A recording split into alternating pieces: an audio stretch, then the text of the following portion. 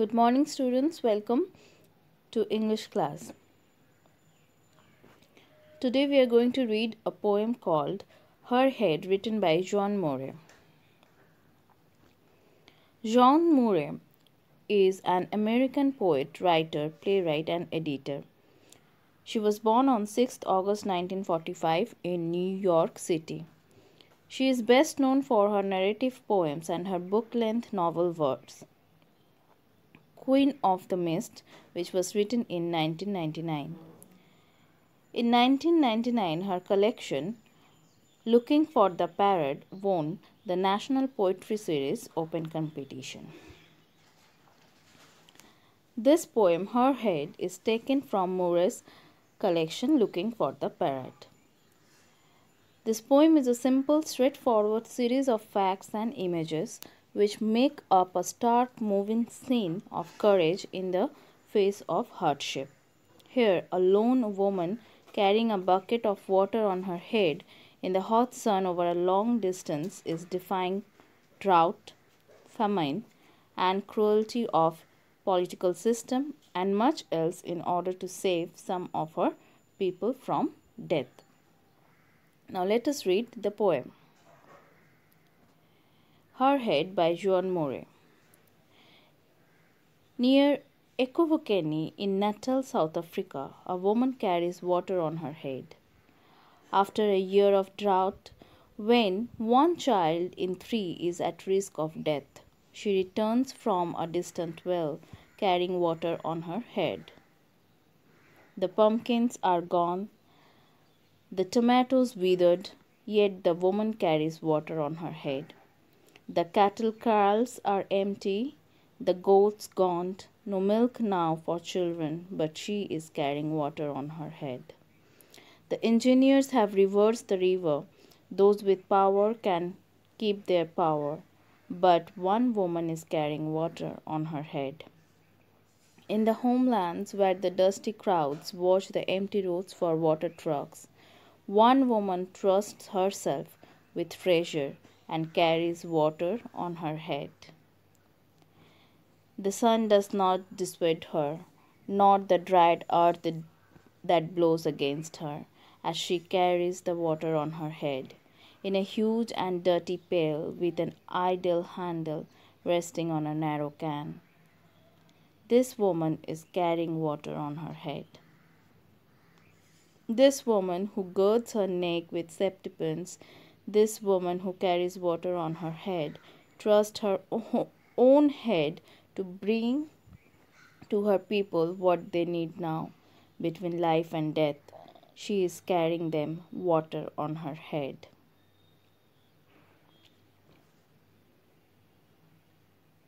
So what we are getting in this poem? The poem is set in a village near Ekurhuleni in Natal, South Africa. The village has been suffering from drought for over a year now, and the poet draws our attention to the effects of it. What is drought? It is absence of water. So for over a year there is no water in this village, and you know that water is an essential thing that is required for every living being. Now in this village, due to apartheid system, the black population was segregated from the white population. They were put in the places with least resources, and the government paid little heed to their needs and requirements.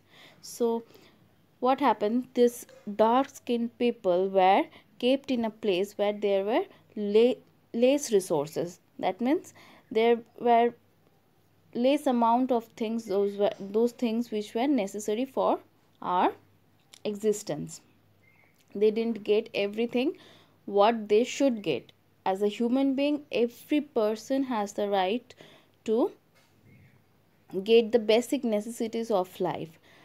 But in this cruel system, this apartheid system, what happened, that white skinned people or the fair skinned people, they enjoyed all the privileges, and those dark skinned people were deprived of their rights, and they were forced to live in such places where there were absence of basic necessities like water. So when the drought prevailed for a year, the children in the village were at risk of death for the lack of food and water. The vegetation had also perished as there were no rain to irrigate the field and water the trees and plants. So as a result of a drought, as there was no rainfall for more than a year and there was absence of water, people over there were dying.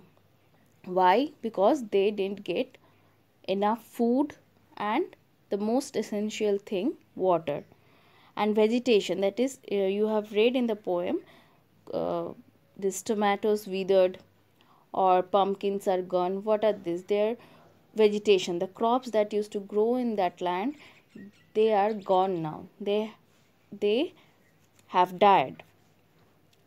It does not only affected the vegetation, but it also affected the cattle and other animals, because they had died due to extreme heat and no fodder and lack of water. Even the cattle, the animals, the domesticated animals, they could not get the food that they need. They could not get the water. That's why they also died. Whatever remained was in a dilapidated state. That means everything was in ruins. Okay, so this was the situation. And to add to the miseries of the village folks, the government had built dams on the only river that flowed near the village, in turn reversing or changing its course. Now government too paid no heed to the miseries of these villagers, this dark skinned people. Government too played a very cruel role. What they did, they changed the course of the river, the only river that used to flow from that land. They changed the course of it. They built dam and they used that water to. So now the villagers, in addition to rainwater, were also deprived of the river water. The greed of rich people to make hydroelectricity for themselves snatched away the water resource from the poor villagers. So what happened? These rich people, those who have enough money, they wanted to earn more money, and that's why what they did, they changed the course of water, and using that water of the river, they started producing hydroelectric power. This added more problems in the life of these villagers. Though the government sent water trucks to the drought-hit areas, the supply was insufficient and erratic. Hence, people had to depend on themselves for all their needs. This woman who carries water on her head represents the undying, unbeatable, and ever-strong will of the black people to overcome difficult and gruesome circumstances. Now, government, they send these water trucks, but the water supply was very insufficient. It was not enough to cater the needs of all the villagers over there. That's why these black skinned people, they depend on themselves. Mainly this woman. The poet is talking about a particular woman. She depends on herself to bring water for her child or her family. Therefore, there is nothing that can deter the woman from fetching the water from the only well situated far away from the village. Neither the scorching heat or the dusty wind, nor the parched land or the distance. So, there are so many adversities, so many negativities, like scorching heat, because you see there was drought, so naturally the heat over there was very strong. It cannot stop her. Neither the dusty wind nor the parched land. Parched land means the if you see in the drought hit areas, you will see that land breaks down. So that kind of situation. And the distance, because the well where she is going to fetch the water from is very far away from her village, but nothing can stop her. She is determined to go and bring water for her family, which is in dire need of it.